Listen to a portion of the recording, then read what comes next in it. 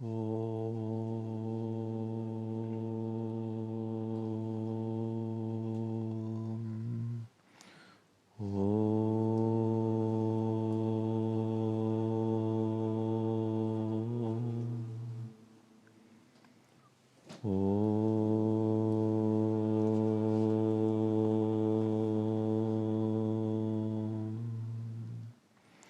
Om Prithvi Shantirantariksha Shantir Dyaus Shantir Disha Shantiravantara Disha Shantiragni Shantir Vayu Shantiraditya Shantish Chandrama Shantir Nakshatrani Shantirapa Shantiroshadaya Shantir Vanaspataya Shantir Gau Shantiraja Shantirashva Shanti Purusha Shantir Brahma Shantir Brahmana Shanti Shantireva Shanti Shantirme Astu Shantihi. May there be peace on earth and in the sky. May there be peace in the water and in all directions.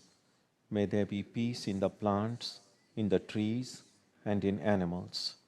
May there be peace in the hearts of all beings. May there be peace in everyone and in everything.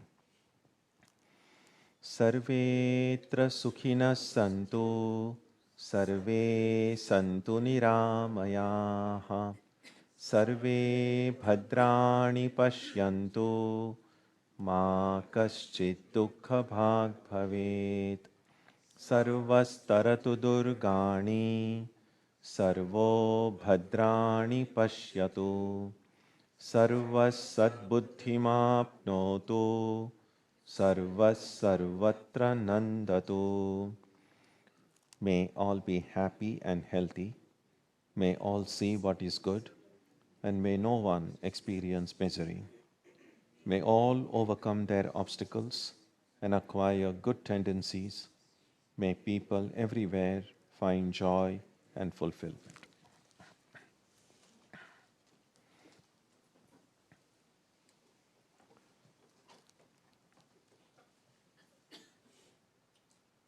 Let us now spend some time touching the center of peace and joy in our hearts. A good way to begin the practice is to withdraw the scattered energies of the mind and bring them to rest on one point. That point can be our own breathing. Let us therefore practice breathing with awareness.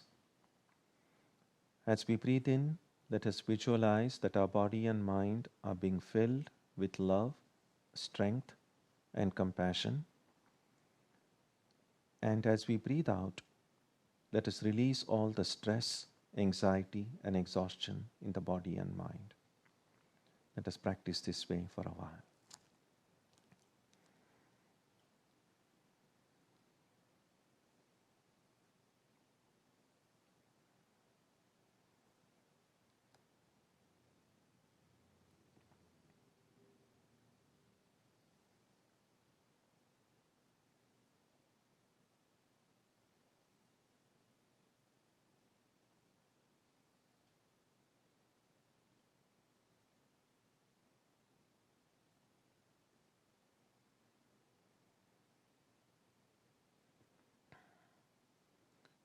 Let us now turn our attention to the region of our heart. Although God is present everywhere and in everyone, the divine presence can be felt most clearly in our hearts. We can meditate in any way we have been taught. To remain focused, we can take the help of a short mental prayer or a mantra or a divine name. Let us now spend some time dwelling on the presence of God in our hearts.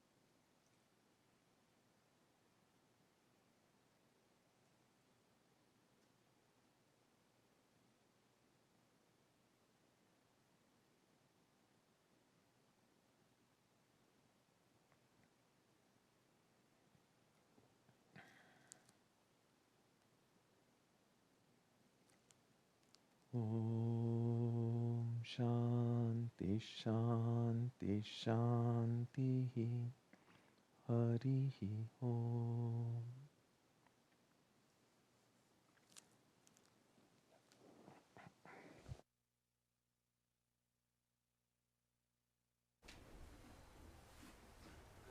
We'll sing Thou Art All That Exists on page 31 of your book.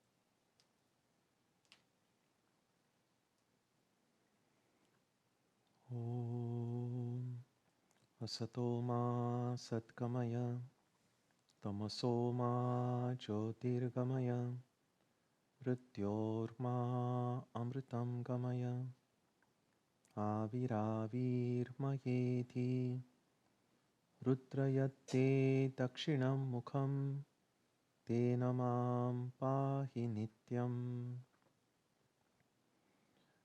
May the Divine lead us from the unreal to the real, from darkness to light, from death to immortality.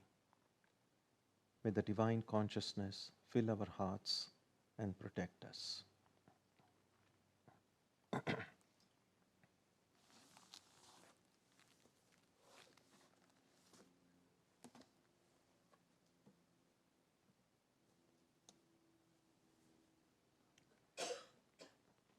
Understanding duality. Although we sang in the beginning, all that exists are thou, our present experience is not really that all that exists are thou, because it's me that is still existing. So there is God, who we say is you are all that exists, and yet my existence is as much a reality as God's existence, even for believers. So there is this initial duality. And even those who don't believe in God, there is the duality of the rest of the world. So what is not simply two is really a multiplicity. And we need to understand what this duality is. The importance of understanding per se, apart from whatever it is very important. We need understanding to operate a machine, because if you don't understand how it works, you may not be able to run it, or if you run it, you may run it in a wrong way, or if something goes wrong with it, you won't know what's wrong with it. So some understanding for operating a machine is necessary. We need understanding to travel. Well, for a simple thing, which bus should I take, what route? So there is understanding needed for travel. We need understanding to stay healthy, what kind of food I should eat, and so on. But even more importantly, we need understanding to develop and maintain good relationships in life. And of course, we need understanding in spiritual life as well. What kind of spirituality it would be if we have no understanding of what spirit is? How can we see God with no understanding whatsoever of what it means to seek God? So spiritual life usually begins with asking questions. Questions about what we see around us, what it means, and what the purpose of it all ultimately is. And questions are of many kinds. And most of us tend to ask questions such as when, how, what. And many of these questions can be answered with our knowledge of the world in which we live. But there is also a question why. We don't really ask that why question as often as we should. In fact, it would be a very good thing for spiritual seekers to make a conscious effort to ask the why question more often. Even the things that we take so much for granted, the things that we do on a daily basis, occasionally it's good to ask, why am I doing it? Why am I thinking this way? Why am I saying these things? Because some of these things we just keep on doing mechanically without ever having asked the question why. So spiritual progress, if spiritual life means asking questions, spiritual progress would mean understanding what these questions imply and where the answers lie. The basic problem is obvious to all of us. Beside the stress, fear, and anxiety that we all experience. There is the experience of emptiness, or never quite feeling a sense of being completely fulfilled. We do. We do experience fulfillment now and then, um, but it's so fragile. It just comes and goes. There is this moment of satisfaction, joy in life, but again, it's so fragile. It comes and goes. Um, will we ever reach a point in life when we can say, I'm completely content? There's nothing that I think I lack in life. There is a phrase in Sanskrit called Krita Kritya. Krita Kritya. That means I have done whatever needs to be done. I don't have any sense of lacking in my heart. And that's something that never happens. There's always something lacking. So if we can understand the cause of why this experience of something lacking in life happens in our lives, we may be able to do something about it. And we know that right diagnosis is very important. If you go to a doctor and the doctor can correctly diagnose what's wrong with you, the recovery is much quicker. Otherwise, it's painful both for the doctor and the patient. Now, one observation we all share is that all of our problems emerge from our experience of the world.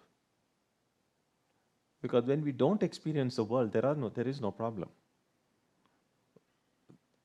In a 24-hour cycle, there is this a brief, at least a few minutes in a 24 hours when we are fast asleep, when we don't even dream. In that state of deep sleep, in Sanskrit that's called sushupti, there is no world. There is no duality there. And none of us has any problems there. All of the stress, anxiety, worry, fear that we experience in life is only when we are experiencing duality. By duality, I simply mean, what is the world? It is something apart from me. So this is me, and all of this living and non-living things outside of me, which is not me, well, that's the world. And that's essential duality between me and not me.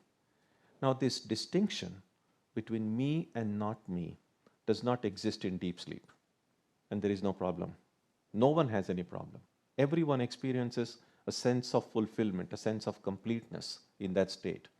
But the moment I become aware of something apart from me, either in the waking state or in the dream state, there lays open the possibility of not just sorrow, and I've put just the negative side. Clearly, well, there is joy, there is love, there is understanding, there is satisfaction, but there is also simultaneously the counterparts of these things. There is hatred, there is worry, there is anxiety. So life seems to be just going back and forth between the positive elements and the negative elements. But in the state of deep sleep, when there is no world, when there is no duality, there is neither the positive nor the negative. It's a sense of complete peace and a complete fulfillment. Now, which part of this not me, which part of this duality is causing the problem? That's what I meant by right diagnosis. Now, there are many ways of understanding the world. In fact, there are different philosophies and different theologies throughout history who have tried to figure out what this human experience is, what this world is. There is a text called Panchadashi. A few years ago, we had that as the text that we studied on Wednesdays.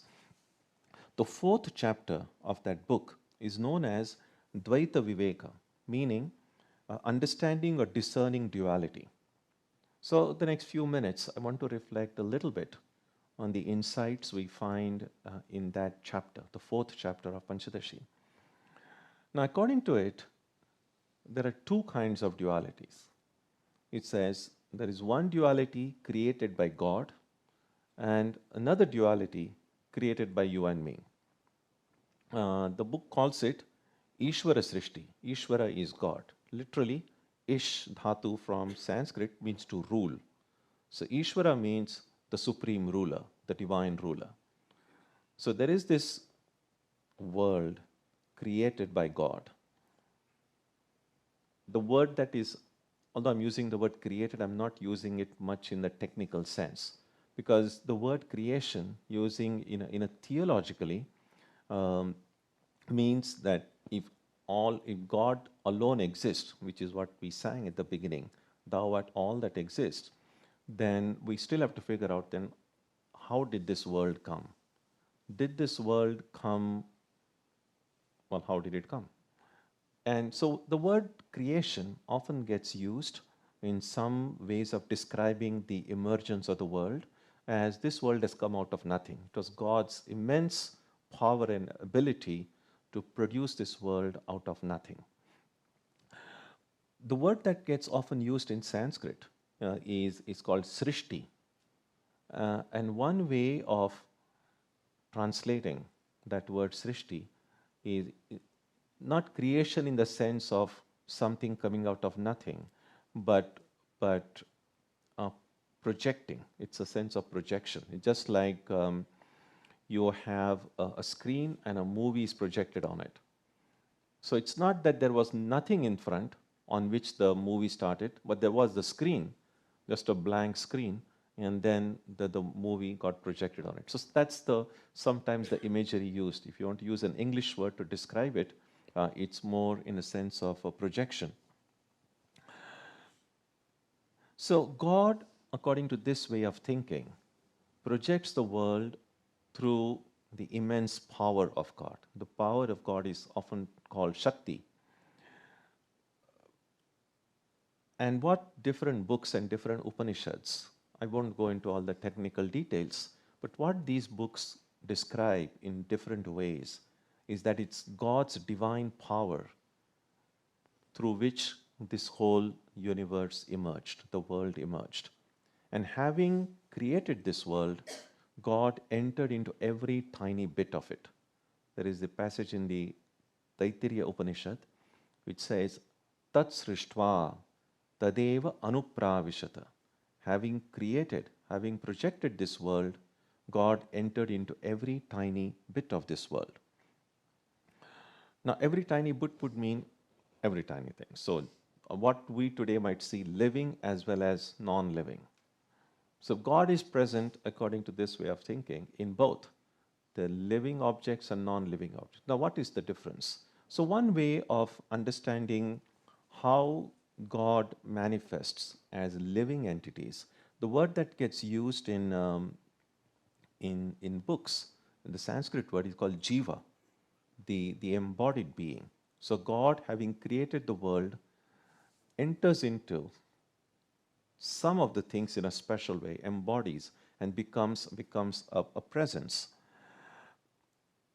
So who is this embodying being? So God creates the world, enters into some of the beings in a special, enters into everything, but in some of the things which we see as living beings, God enters into those entities in a very special way and experiences the world. So generally we might say, now you and I, we are all experiencing the world. So we are kind of 3 in 1, if you like. First of all, as who I am, there is this infinite consciousness, sometimes called in the books as Brahman. Then this subtle body, the material body, which is the locus of my personality. And within that body, that pure consciousness is reflected. So there is this original consciousness, the subtle body, and the reflection of that consciousness in that body. All these three together constitute the embodied being. So the reason that my body and mind feel conscious is because it's this consciousness of God reflected in my body and mind. So the reflection that the consciousness of that I see in my body and mind doesn't belong to the body and mind. It's in fact a consciousness that is reflected of Brahman. So this is the world that is created by God, projected by God. This is a very broad outline. Now, you and I, we create the world also through our experience of the world that we see around. So we transform the world that we see through our own experience because we perceive it through the colored lenses of our mind. And because every one of us has a mind, but the lens of our mind is not colored in the same way. It's infinite variety of colors. And that's why, although we are living in the same world, the world that we experience may not be exactly identical. And that's very obvious, you can see. You can ask someone, what do you think of the world? And some people, if they're in a good mood that day, they might say, oh, this is such a great place. It's so wonderful. It's heaven. And some people who are in a really bad mood say, oh, this is terrible. Everyone is selfish, terrible. And apparently we are living in the same world. So there is this external world created by God. But my perceiving that world through my senses, through my mind, through the colored lens of my mind, I'm kind of creating a world of my own. And that's why the world that we experience is not exactly identical in every way. Now, it might be easier to understand the parallels. For instance, through our own daily experience, if you like. Think about it this way.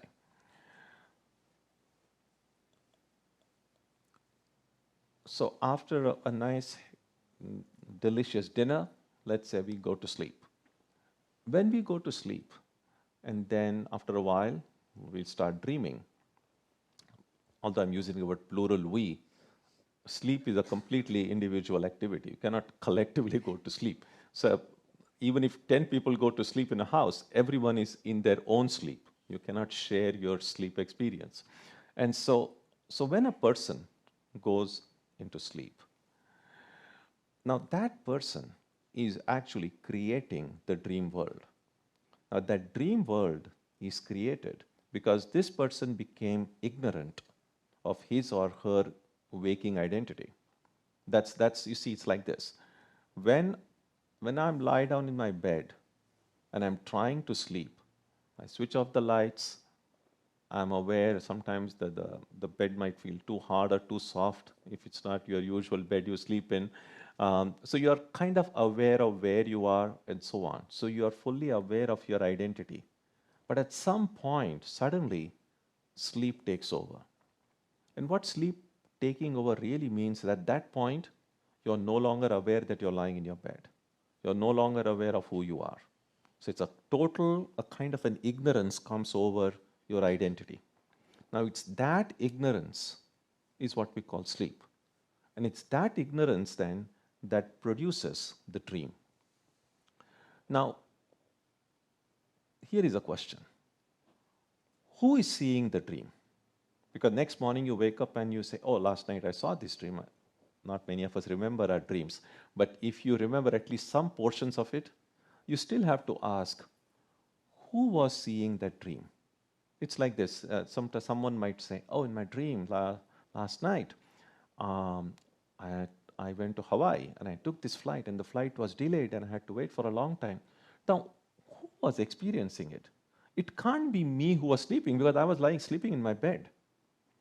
So what I had done was, in the dream world that I created, among the many people in my dream that I created, there was this one person with whom I got identified as me. So I was experiencing everything that happened in my dream through the perceptions of that person I saw as me. So the one who was perceiving the dream world is not exactly identical with the one who was dreaming, because the one who was dreaming was asleep in his bed. The one who was experiencing the dream world was actually watching everything that was going on.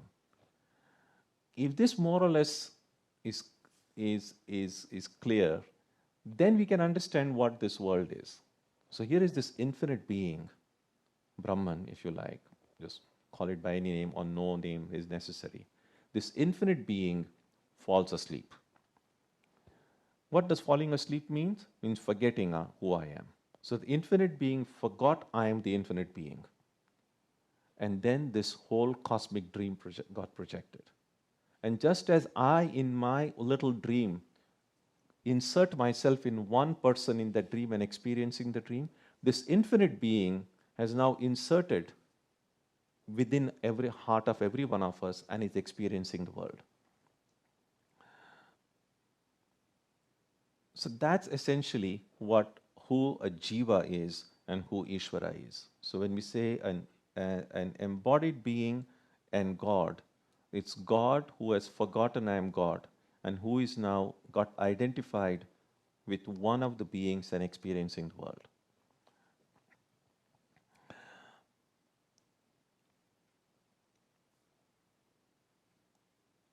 Now, a little bit about how we transform the world through our perception. What does it mean by a world created by God and a world that you and I create?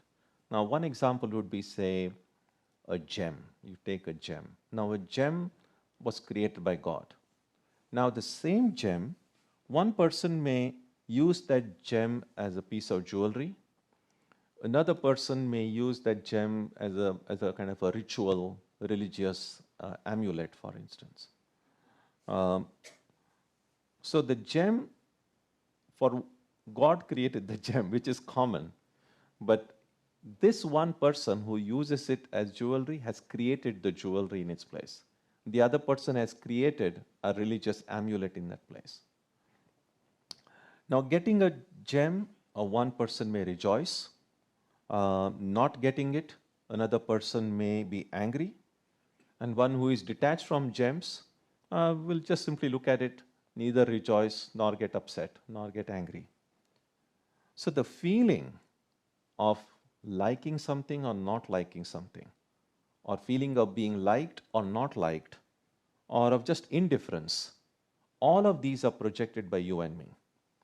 So there is this world created by God. Whether I like the world, I hate the world, a hateful place or a wonderful place, that's what you and I create. So therefore, we can say that the gem's general nature, that is created by God, that is projected by God. But all these other impressions we have looking at that gem is what you and I create. And that's, as I said earlier, our understanding of world is different because we kind of create our own world. And that our perception of the world is projected on whatever else may or may not be outside. Swami Vivekananda described it beautifully. He said, what we see, the world around, is probably unknown and unknowable. Because since if everything that we see is colored by our own mind, then we are really not seeing things as they are. We cannot. Because all perception occurs through the mind. And it's a little bit like this. Let's say I go out and I'm given a tinted glass, glasses to wear. And I've told you cannot take out the glass. You just have to see everything through that glass. And if everyone has been given a glass with a different curvature, a different lens, and a different color, we are not going to see the same world. And since we are not allowed to take the glass off, we would never know what's really out there. So whatever is out there is really through the glasses that we wear. So we can say that there are two kinds of objects. There is the material object projected by God, and there is the mental object projected by you and me. Now, the material form is known through perception, clearly. If I see something, I should normally see a material thing. But the colored understanding of what is perceived is the mental form. Actually, you come to think of it, we never really see things in a neutral way. We cannot. Although people speak highly about being objective, objectivity, and so on, that's a great ideal. but we can never be truly objective. I think it was Christopher Isherwood's one novel was there. I think it's titled "I Am a Camera." None of us can be a camera. It's like this now, and I've given this example earlier. There's a camera next to me here. What the camera sees and what I see it won't be same. The camera sees things as, I think we probably might say, and this is assuming that machines don't have consciousness. Some people are disputing it nowadays, but the camera probably sees just the world created by God. But when I see exactly what the camera lens is seeing, I'm not just seeing the world created by God, because I'm seeing the world created by God, but also projecting on it my pre-existing ideas, notions, reactions on it. And that's why sometimes they say that, again, so if you kind of close your eyes and you open your eyes, for the first nanosecond, for the first like milli, this tiniest bit of fraction of time, you are seeing nothing but God. You're seeing nothing but God's creation. But very soon, what we see gets covered by our thoughts about it. So if I see something, an object, I would say, oh, this is called a piano, and how old this must be, and this is great, and this is in this color. So all these thoughts and ideas and reactions to it actually cover the reality of what gets known as the piano. And same is true with human beings also. And that's why you will see it's the same person. Some people may look at that person and say, this person is great, terrific. And some other person will say, no, this person is horrible. You're seeing that in the election season now. So you can say, well, what is the person? Which is? So again, there's one person created by God. And then our perceptions are, through our different varying perceptions of the person, we are creating our own being. So that's really the objective material form, and there is the mental form. Now, and I said, what we are trying to do is trying to diagnose that this problem that we experience, what is the root cause of these problems? And here is the answer now. Based on whatever we have seen so far, the material form is not the problem. It's the mental form that's the problem. And how do we know it? Through a simple test that the distinction between a physical form or a material form and a mental form. Look at this example, for instance.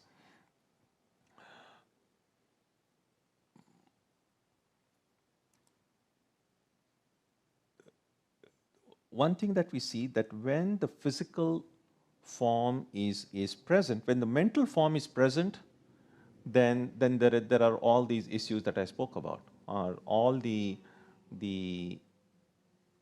just the experience of living, if you like, that we have.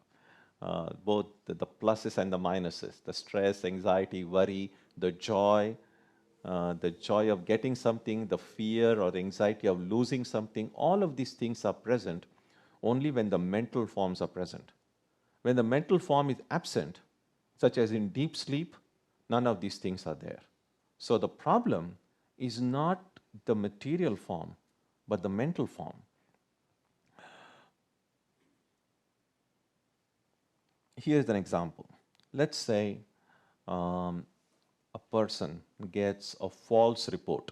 And sometimes, especially in times of war or something, sometimes the reports get garbled and we may not always get the correct news. But here is one instance, for instance, which is quite plausible. Suppose someone gets a false report that that person's son is dead. And actually that son is alive and hale and hearty. But somehow this news comes, the son is dead. Now this person will grieve and cry and weep.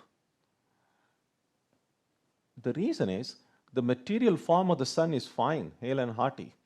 But as far as this person is concerned, the news, the false news that your son is dead, the mental form is dead.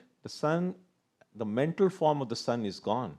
And it's that disappearance, that death of the mental form of the sun that causes all this enormous amount of anguish and grief in this person. So the presence of the material form cannot remove the grief of this person because the mental form has gone. And what we perceive is always the mental form. We never perceive the material form. Now, contrariwise, if the son is really dead and this father or mother have not heard about it yet, they could be rejoicing because the mental form of the son is alive, but the physical form is gone. So we see it's good to recognize this distinction between the material form and the mental form.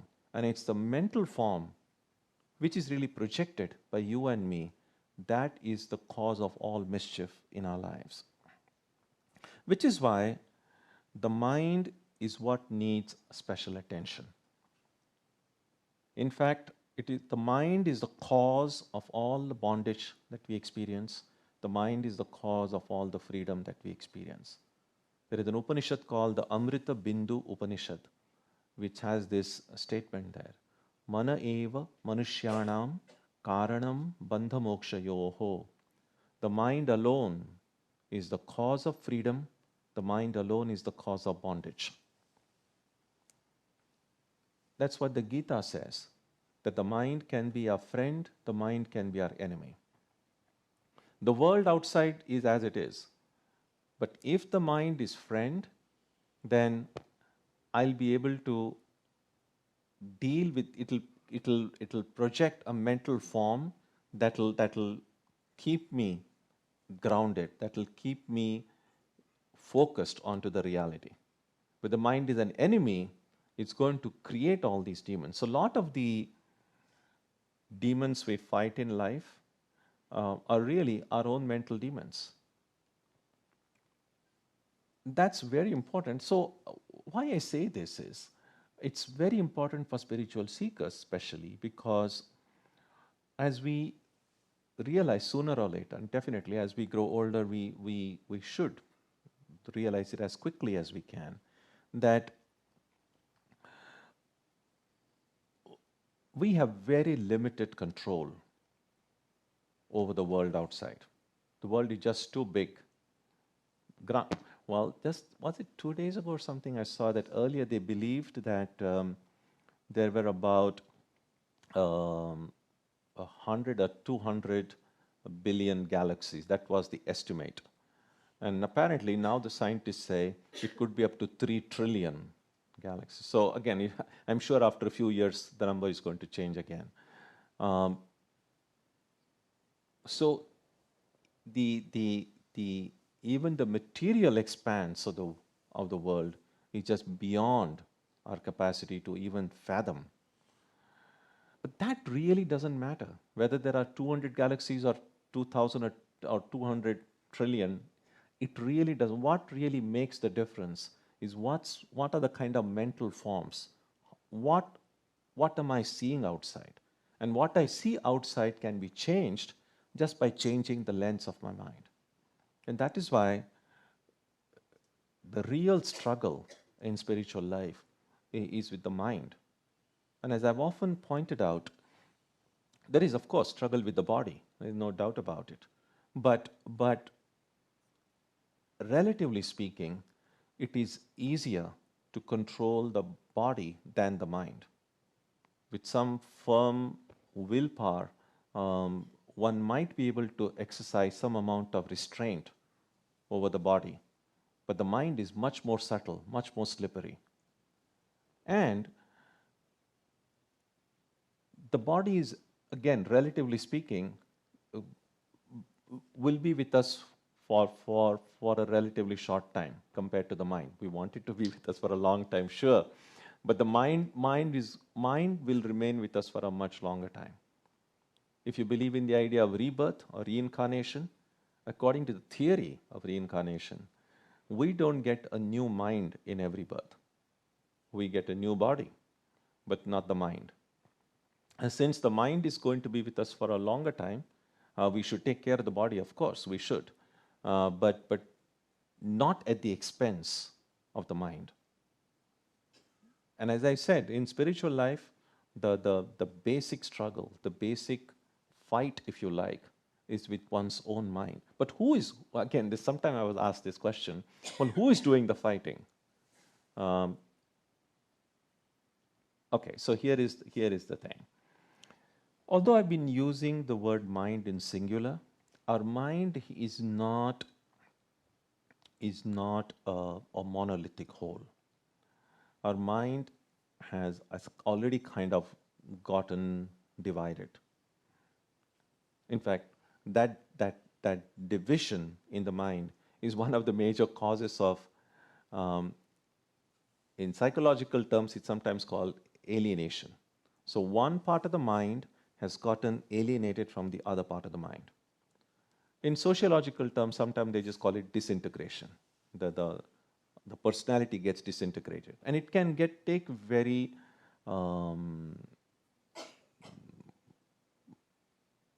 pathological forms. And we are not discussing those things, separation of the body and the mind and multiple personalities and all of it. That's very pathological. I'm just seeing it in what we consider normal human beings. So I'm not discussing pathological situation. I'm just discussing the simple, normal human experience. Even within this normal experience, there has been internal divisions. Not very major, which is how we are relatively sane. But nevertheless, there are these divisions. Clearly, sometimes we see that the mind wants to do something, the body is not willing. It's like sometimes some spiritual seekers have said, well, I would like to get up early in the morning and meditate. So that's a good. The mind has that desire to do something, but it's time your alarm goes off and the body says, no, not so soon. So we see that there is already this body-mind struggle. But even within the mind, sometimes a part of the mind says, yes, let me do it. And another part of the mind says, no. So that's what these inner tensions, inner tug of war occurs. Sometimes we refer to this, that part of the mind which tries to put us on the right track, tries to tell us to do what's right. Sometimes we just call it some people call it the inner voice or my conscience or the voice of God. You can call it by any name you want. But there is some part of the mind which tries to tell me always, or make me feel guilty, if you like, that no, this is the right thing to do. But then there is the other part of the mind which kind of rejects it. So this is the kind of an inner struggle that can occur. And when I said we have to take good care of the mind, by that I mean, can we heal the division? So there is this conscious part of my mind, the unconscious part of my mind. And within this conscious part of my mind is a little bit of mind which sometimes gets called as the higher mind, as opposed to the lower mind. Now, how can a mind which is supposedly one entity be higher and lower at the same time? And the imagery that the books provide is that of, think of a pond or a lake. I mean, if you go to the Walden Pond, for instance, and you see here, there will be some sections of it which you will find water is very clear. And there are some, you go to some other section of it, there's a moss, or it's kind of stagnant or not so clear. So apparently it's one lake, but some portion it's clear, some portions it is not. That's more or less how the lake water can be divided. It's one and yet divided. In the same way, the mind, some portions of the mind are a little bit clearer than those other portions. And the portions that are clearer, in that, God's reflection, or the reflection of pure consciousness is better. That one is the higher mind. That part of the mind is already my friend. Sometimes that higher mind or my conscience may tell me things I don't want to hear or make me feel uncomfortable. But still, that's my friend because it's trying to help me. And the other part of the mind, which is not so clear, where the reflection is not so clear, that's the lower part.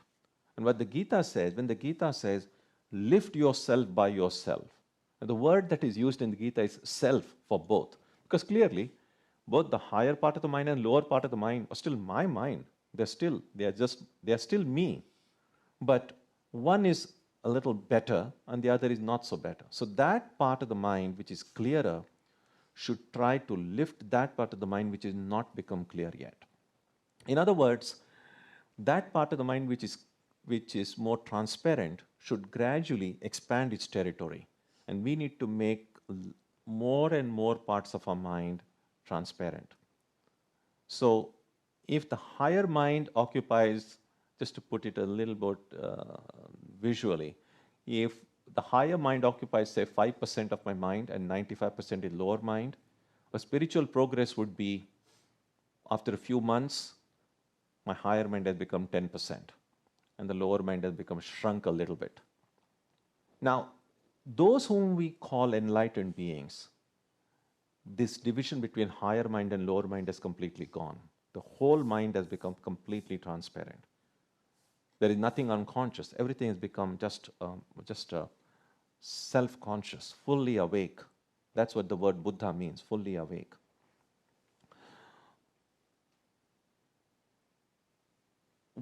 So just to summarize very quickly, what creates the dissatisfactions of our daily life are the mental forms we create, not the world outside. The world outside really is not the problem at all. The problem is the mental forms I create as a result of experiencing this world. And changing, modifying, transforming these mental forms is completely under my control. I cannot blame anyone for it. I may not be able to change the material world outside, but I can change the mental forms within me. And that's why, as far as our own freedom is concerned, our own experience is concerned, we have no one, as Swami Vivekananda's one poem is that, no one but me to blame. So we have to take that responsibility and say, yes, I can do it. I cannot change the world outside, but I can change the world inside. And we might say, well, isn't that very selfish? Just trying to change the world inside and not bothering about the world outside. Yes, it would be selfish, according to Vedanta, if there were a world which is outside. Because once I completely clean up the inner world, the inner and outer distinction goes away. And at that moment, this person who is asleep wakes up. And then we say, well, where is the dream? Where is the one who was dreaming all these things? So whether your dream is wonderful or a nightmare, ultimately when you wake up, you realize who you are. That's the true reality behind all of us. And so understanding duality is helpful. I especially wanted to emphasize that because we so often tend to speak about oneness and everything is one, but it is so different from our present experience. I mean, it's a good metaphor. I mean, lots of time people wax very poetic about it. Oh, we are all one. It sounds like a nice idea, but just to kind of see our experience, no, we are not one. We are in fact different. We are many. And you see what's happening today with so much of, it's like this. It's so easy to get upset and angry and agitated by looking at what's happening around us, especially during this kind of a crazy election season like this. It's so easy to get worked up. But then we just have to ask, what am I upset about? What am I getting angry about? I'm just kind of dealing with the reactions of my mind to what is happening around me. If I'm able to deal with these reactions in a constructive way, in a positive way, if I'm able to make my mind transparent, then perhaps the world that I see may be very different from the world that I'm seeing now. And we know that. How do we know that? We looking at the experience of all these great prophets and saviors and saints. Ramakrishna, when he spoke about what he saw in those higher states of samadhi, he just said, it's the blissful divine mother, the divine mother shining and speaking and smiling, filled with joy all around. Now, at that time, there were people around him, They didn't see the Divine Mother. They didn't see the joy everywhere because they were seeing their own mental forms. Well, in the mind of Ramakrishna, all that had gone, and so he was able to see the reality as it is. And so it's very important, even as we try to experience that oneness, that or not two, Advaita as it is called, not duality, even as we try to go beyond the state of duality, we need to understand what that duality is. And the better way we understand it, the clearer we understand it, the easier and quicker will our spiritual progress be. Om Jananim Saradam Devim Ramakrishnam Jagadgurum Padapadme Tayo Shritva Pranamami Muhurmuhu.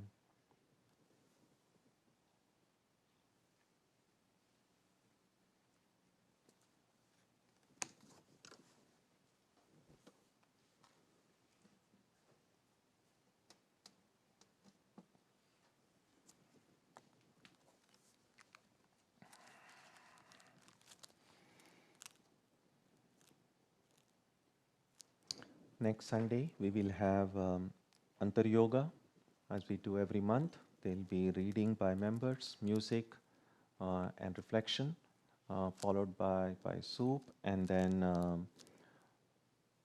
a birthday celebration for everyone born in the month of October. So, so please, all of you are welcome, and especially if you are born in the month of October. And if you have friends and members of your family who have never come to the Vedanta Society, but still they are born in October, bring them along, at least for this one Sunday. On Wednesday, we will study the Gita as usual. Presently studying chapter 16. That's at 7:30. And then on Tuesday and Saturday, our Arati and meditation will also continue as usual at 6 o'clock. So you're welcome for all of these programs. Let's conclude with a prayer now.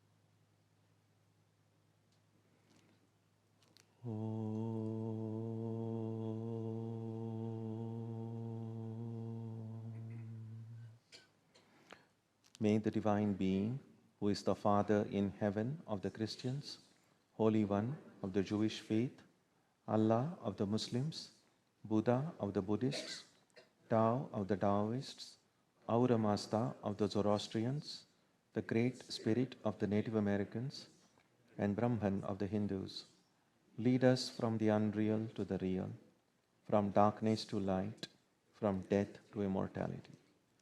May we be granted strength, freedom, and clear understanding.